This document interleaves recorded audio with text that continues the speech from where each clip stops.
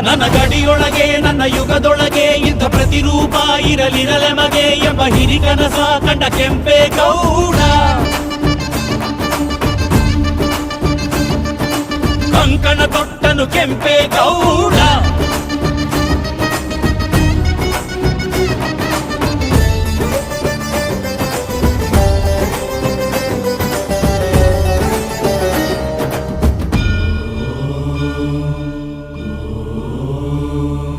ಕನಸಲ್ಲಿ ಬಂದಳು ತಾಯಿ ದೇವಿ ಅಣ್ಣಮ್ಮ ತಾಯಿ ಜಗನ್ಮಾಯಿ.